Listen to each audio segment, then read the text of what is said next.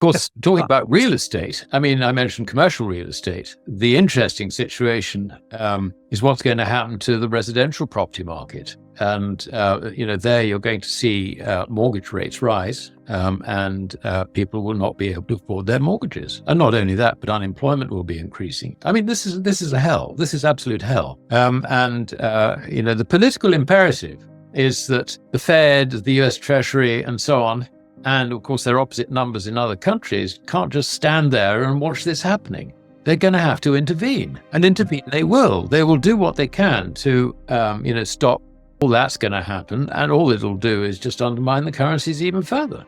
I'm afraid. I mean, what they used to do before 1929 to 1937, 8, whatever, was government took the view that, when you had this sort of credit cycle going pop, don't get involved, stay away from it. And for example, the Depression, I mean, it was very sharp and very nasty, lasted 15 months because government knew, don't get involved. Let them, just let people sort themselves out. And, so what happened was that capital got redeployed from things that were going bust into things which were, might do well in the future. But the only people who could take those decisions were entrepreneurs who knew what the hell they were doing, not government ministers. And of course, he then became president following Coolidge, and it was a disaster. Then you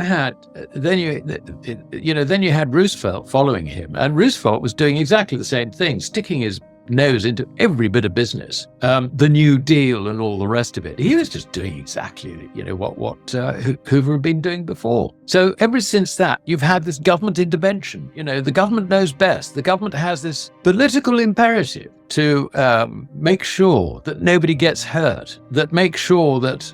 And of course, this is now sort of morphed into, we need to ensure that prices continue rising at the rate of 2% so that consumers are encouraged to consume rather than save. I mean, come on. We have got a hell of a mess to sort out. And this is, if you like, it is a 1 centuries old mess that's coming up to be sorted out. I mean, literally, this is potentially horrendous. I think anything they do will probably make it worse or prolong it. And worse than that, I can't see that anyone in government has the first inkling, if you like, of basic economics. They think in Keynesian terms, they think in macroeconomic terms, which is complete non-science. It's a socialist ideal, if you like. We can manage markets. No, you can't. And I'm afraid that the time has come for us to pay for all these follies. You would say gold is sniffing all of this out? Yeah, I mean, it's... Going back to central banks, I mean, what central banks are doing is not so much buying gold as dumping fiat currencies. That is the adjustment they're doing in their reserves. I understand. You've got to look at it from their point of view. Their point of view is actually quite simple. We're holding dollars. Dollars are going down. We don't want dollars. What do you buy? Euros? No. We've got some of those. Sterling? No. Yen? No. We don't want to buy any of those. We've got them. Basically, we see risk in the dollar-based fiat currency system. So we've got to hedge that risk by selling them and moving into real legal money, which is metallic with no counterparty risk, and that's gold. So that's really what they've been doing. And I think it's a process that will continue. And I think the thing to understand about gold is its purchasing power obviously fluctuates, but it doesn't fluctuate by very much. Certainly not as much as the purchasing power of a fiat currency. And if you look at prices, say 2,000 years ago, for many of the common goods that we need, as humans, you'll find that the prices in gold are actually quite similar to the prices today. So this is, if you like, I'm not saying that gold is a sort of wonderful, beautiful, and it's absolutely steady and there's no variation in its purchasing power whatsoever.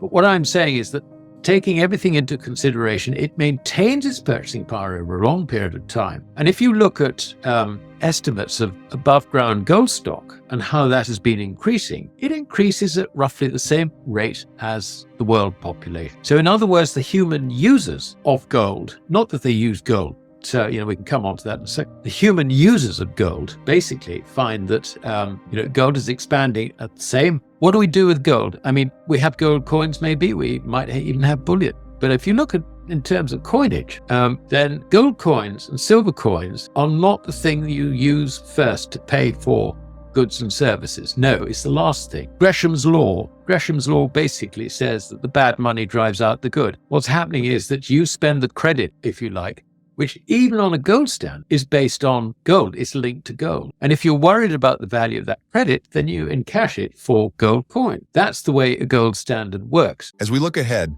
the situation in the financial world is becoming increasingly unstable. The key drivers here are the rising risks in the global economy. We've been riding on a wave of low interest rates, easy credit, and constant money printing by central banks. However, this has not been without its costs, and the effects are now starting to show. What we're witnessing is a bubble, a massive credit bubble that has been inflated for years by policies designed to keep the economy running, and in essence, keep asset prices high. The problem with this approach is that it has led to an economy that is built on debt. From consumers, to businesses, to governments, everyone is reliant on cheap credit to keep going. But eventually these bubbles burst, and when they do, the consequences are severe. The question now is, when does this bubble pop? And how bad will it get? Look at the housing market. We've seen housing prices surge to levels that seem utterly unsustainable. A house that was worth a fraction of its current price just a decade ago is now costing a fortune. Mortgages are being handed out to people who may not be able to afford them, and the banks have been willing to lend at ever more risky terms. This is exactly how we got into trouble during the financial crisis of 2008, and yet we seem to be repeating the same mistakes. In fact, we're not just seeing an inflation of house prices, we're seeing a systemic issue with affordability. If mortgage rates start to rise, what happens then? People who are barely scraping by in terms of their debt obligations will suddenly find themselves unable to keep up with their monthly payments. Foreclosures will increase, and the market will collapse. But this time it could be even worse, because so many of us are tethered to the system in ways we can't predict. It's not just the housing market that's at risk. Commercial real estate is also under pressure. With the shift toward remote work, the demand for office space has plummeted in many cities. Investors who thought they were sitting on a gold mine with high-rent commercial properties are now seeing those assets lose value. This has a cascading effect, creating an even greater systemic risk in the economy. The commercial real estate market could face an even sharper decline than we saw in 2008 because of these fundamental shifts in work and lifestyle patterns. However, perhaps the most terrifying aspect of this situation is what comes next. We're going to see a major economic slowdown, potentially leading to an increase in unemployment. As businesses struggle, they'll lay off workers, and unemployment benefits won't be enough to stave off the coming hardships. What happens when people can't afford to pay their mortgages? They stop spending. Businesses that rely on consumer spending will struggle, and the downward spiral will continue. The government's response to this could be one of two things: intervention or inaction. In the past, government intervention in the form of bailouts and stimulus packages has been the standard. But even this comes with its own dangers. Every time the government steps in with more money, it's devaluing the currency. When you print more money, you inflate the currency, making it less valuable in real terms. This process accelerates the eventual collapse of the monetary system, leading to higher inflation, further devaluation of savings, and widespread financial instability. It's important to understand that in this modern system, the central banks and governments can't just sit back and watch the crisis unfold. The political imperative is clear.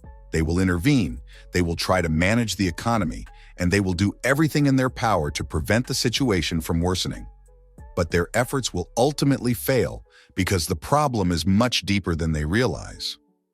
We are talking about a decades-long buildup of unsustainable debt, much of which was created by artificially low interest rates and reckless lending. The real question, then, is how will they respond when things really start to unravel? Historically, when faced with economic collapse, the U.S. government and its counterparts in other developed nations have resorted to massive government intervention. This could mean more bailouts, more quantitative easing, and more interference in markets. But these actions have a long track record of failing to solve the underlying issues. In fact, they often only make things worse in the long run. What we're witnessing now is a deepening of the crisis as the financial system struggles under the weight of its own debt. The lesson here is simple. The government and central banks cannot continue to print money and inflate the economy without consequences. The consequences of this are now becoming more evident in everyday life. From rising costs of living to the erosion of savings to the widening gap between rich and poor, the fallout from these policies is growing increasingly obvious. In the midst of all of this, gold has emerged as a critical safeguard. Central banks are quietly ramping up their purchases of gold. Why? Because gold is the one asset that doesn't depend on government policy or the whims of central banks. Unlike fiat currencies, which can be printed at will, gold has maintained its purchasing power throughout history. In times of financial instability, it's the ultimate store of value. It's no surprise that central banks, which have long been a source of global financial power, are increasingly turning to gold to shore up their reserves. They see what's coming, and they understand that gold will provide them with a hedge against the chaos that is almost certainly coming. I've been writing for some time that the real danger is we are in the largest credit bubble in history. And if you don't believe it, just look at the debt. Ask yourself, are we in the largest debt bubble in history? And I think undoubtedly you will tell yourself, yes, we are. The point about debt is the other side of debt is credit. Debt equals credit. So if we're in the largest debt bubble in history, we are in the largest credit bubble in history. Credit bubbles tend to pop. They always do eventually. And that's what we're seeing today. On top of that, we have tariffs. The tariff agenda is lethal as far as the credit bubble is concerned. It is exactly the same dynamic that we had in 1929 to 1930 when we had the popping of the roaring 20s credit bubble. We had the Fed, it was the first decade of the Fed with Benjamin Strong, and he believed in if you like, credit expansion to drive the economy. On top of that, we had the Smoot-Hawley Tariff Act, which increased tariffs by an average of about 20% or slightly more. Now, in those days, I understand that consumer goods imported from abroad accounted for no more than 2 or 3 or 4% of total GDP. This time it is different. It is considerably more. The consequences of Smoot-Hawley Tariff Act Mark II are considerably greater than first time round, not just because of the increased volume, if you like, of imported goods into America. Also, we have supply chains across the world which are affected by this. We also suspect, and the rhetoric has very much confirmed this, that other countries will respond with tariffs of their own. So we have this situation. I have no doubt at all that the EU will do just that. The UK is sitting on its hands trying to pretend that there is a special relationship. We have been treated better by Trump with 10% tariffs as opposed to the EU, which is I think 20% tariffs. And consequently, we just don't want to shout about our position too much because we don't want to upset President Trump. So, going back to the point, the combination of a credit bubble bursting and tariffs on top were what drove Wall Street down from the highs in September 29 to the lows in 1932. And on top of that, we had about 9,000 banks going bust over that time and following that time. And, people say, well, the problem with the reason we had a depression was because of the contraction of money supply. What they failed to understand is the reason that money supply contracted was because banks went bust. It's the only way in which bank credit gets removed, if you like, from the economy, by banks going bust, or alternatively, people who owe debt to the banks going bust. Then it gets wiped out. It's as simple as that. Now let's dive deeper into why gold is going to play a huge role in the coming financial storm. Gold is not just some shiny metal. It's a store of value that has stood the test of time. For thousands of years, gold has maintained its purchasing power, even as empires rose and fell. It's the one thing that has consistently held its value over centuries. In fact, if you look at prices from 2,000 years ago and compare them to today, you'll find that gold's purchasing power is actually quite similar, and that's the key to understanding why gold is still relevant in today's world. I know what you're thinking, but doesn't the price of gold fluctuate? Of course it does. It's a commodity. But here's the key. It doesn't fluctuate nearly as much as fiat currencies. When a dollar drops in value by 20% in a year, what does that tell you? It's telling you that the dollar isn't real money. It's just a promise, backed by nothing. That's right, nothing. Unlike gold, which has a long-standing track record of being used as a reliable store of value, The value of a fiat currency is only as good as the confidence people have in it. And right now, confidence in fiat currencies is steadily eroding. What are we seeing right now? The central banks, especially the Federal Reserve, have been playing a dangerous game for years. When things go wrong, instead of allowing the system to cleanse itself, as they did before 1929, they step in with bailouts, quantitative easing, and other monetary policies designed to keep the system running at all costs. The idea is that these interventions will keep everything afloat, but it doesn't work that way. It's just papering over the cracks. In the past, during real economic crises, governments knew enough to step back and allow the markets to adjust. The Great Depression is a prime example. The initial response wasn't government intervention, it was letting the market work through its imbalances. Sure, it was painful, but in the long run, the economy recovered because the mistakes made during the boom phase of the cycle were allowed to be corrected. But the New Deal came along, and that started the era of government intervention, where everything was about propping up failing institutions and maintaining artificial stability. The problem with government intervention is that it doesn't allow for the creative destruction that drives innovation and growth. What we have now is an economy dependent on central banks pumping money into the system, but this only works as long as people continue to believe in the system. The moment they don't, the whole thing collapses, and that's exactly what we're heading for. The fiat currency system is built on confidence, and once that confidence is lost, the system will fail.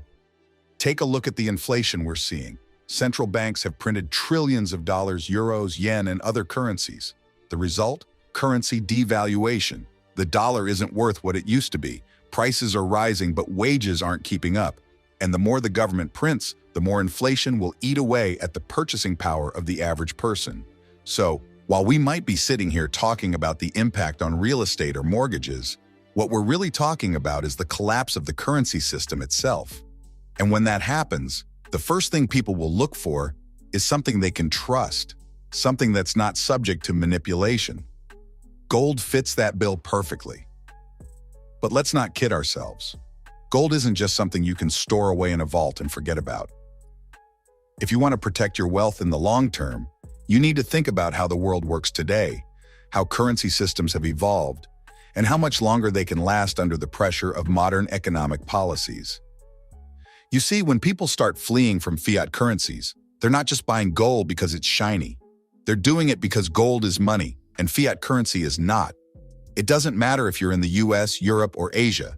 The story is the same. Fiat currencies are being devalued at a rapid pace, and as a result, people are looking for sound money to store their wealth. This is why central banks are buying gold at an increasing rate. They understand that in the event of a collapse of the fiat currency system, gold will be the one asset that holds its value, and you should be thinking the same way. In fact, the shift away from the dollar is already happening. More and more countries are diversifying their reserves into gold because they see the writing on the wall. The dollar isn't going to stay strong forever, and neither will the euro or the yen or the pound. The central banks know this, and that's why they're quietly increasing their gold holdings. They're making sure they have something tangible to fall back on when the fiat currency system finally breaks down. And we're seeing this play out in real time. Russia, China, and even some smaller countries are stockpiling gold as a way of insulating themselves from the collapse of the dollar-based financial system.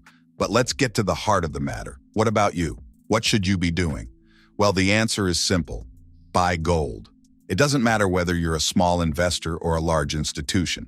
Gold is the ultimate hedge against what's coming. And no, it's not going to fix everything overnight.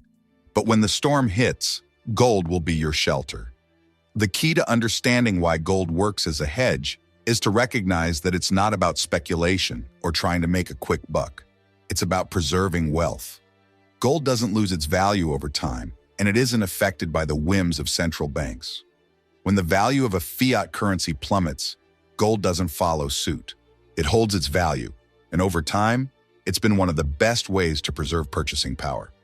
Now let's talk a bit more about the practical aspects of investing in gold. You might be thinking, well, Alasdair, I don't want to be walking around with gold coins in my pocket. And no, you don't have to do that. There are plenty of ways to gain exposure to gold without having to physically hold it. You can buy gold-backed exchange-traded funds, ETFs.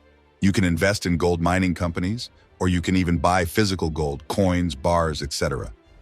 Each option comes with its own set of risks and rewards, but they all have one thing in common. They provide a safe haven during times of economic uncertainty. But here's the catch. Gold isn't going to solve everything. It's not some magical financial panacea. It's just one piece of the puzzle. You need to think about diversification. You need to think about how the world is changing and how you can protect yourself from the risks that come with it. The collapse of the fiat currency system is coming, and it's not just about buying gold and hoping for the best. It's about preparing for a new world, one where fiat currencies are no longer trusted and where gold once again becomes the standard of value. Let's look back at history for a moment. Throughout most of human history, gold has been the standard. But over the last 100 years, we've moved away from that standard and embraced a world of paper money, printed on a whim by central banks. The consequences of this move are now becoming clear. The global economy is on shaky ground, and governments are doing everything they can to hold it up. But eventually, the system will fail. The question is, will you be ready when it happens? If history is any guide, the collapse of fiat currencies is inevitable. It's only a matter of time before the cracks become so wide that they can't be ignored anymore. When that happens, people will be scrambling to preserve their wealth, and those who have already bought gold will be in a much stronger position than those who haven't.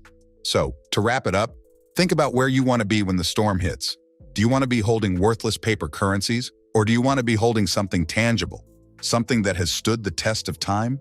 The choice is yours, but make no mistake, the storm is coming and gold will be the lifeboat that helps you ride out the waves. Stay informed about the latest developments shaping the precious metals markets with regular updates from the Finance Daily team. Not only that, but as a subscriber, you'll also receive timely silver and gold price notifications and early access to groundbreaking news unavailable to the general public. Join our free gold and silver newsletter today, link in the description.